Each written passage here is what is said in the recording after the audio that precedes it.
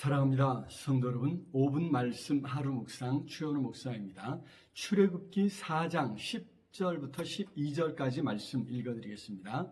모세가 여호와께 아뢰되 오 주여, 나는 본래 말을 잘하지 못하니이다. 주께서 주의 종에게 명령하신 후에도 역시 그러하니 나는 입이 뻣뻣하고 혀가 둔한 자니이다.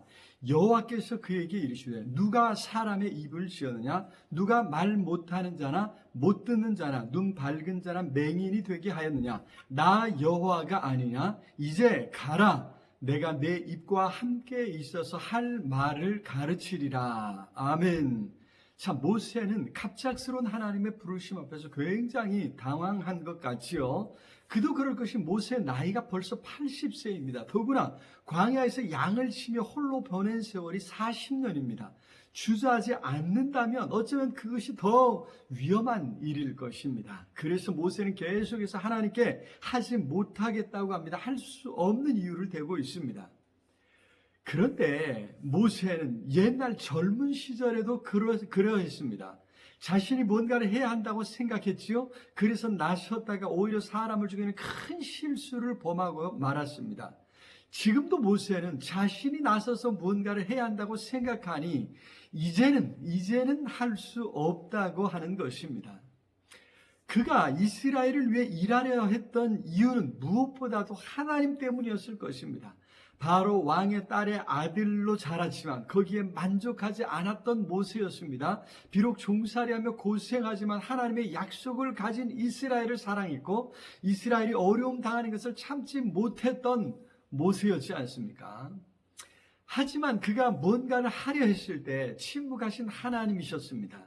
이스라엘 사람들도 모세를 이해하지 못했고 받아주지 않았습니다. 하나님의 뜻이 무엇인지 알고 있다고 생각했지만 하나님이 침묵하심으로 그 뜻이 모호해진 것입니다. 그가 알고 있다고 생각했던 것이 하나님의 뜻이 아닐 수 있었습니다. 이스라엘을 애굽에서 건져내는 것 말입니다.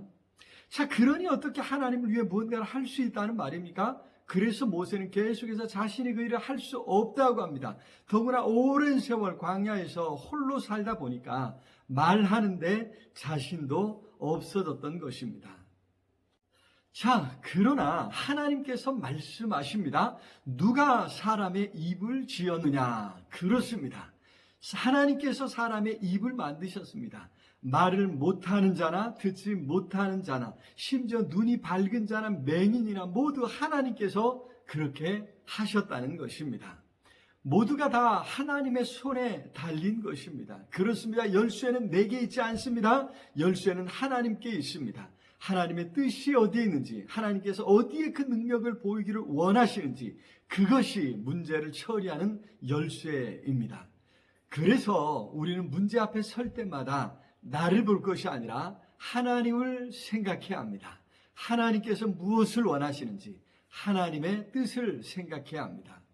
하나님은 모세에게 이제 가라, 내가 내 입과 함께 있어서 할 말을 가르치리라 말씀하셨습니다. 그렇습니다. 하나님의 명령이 이렇게 분명합니다. 하나님의 뜻이 이처럼 분명합니다.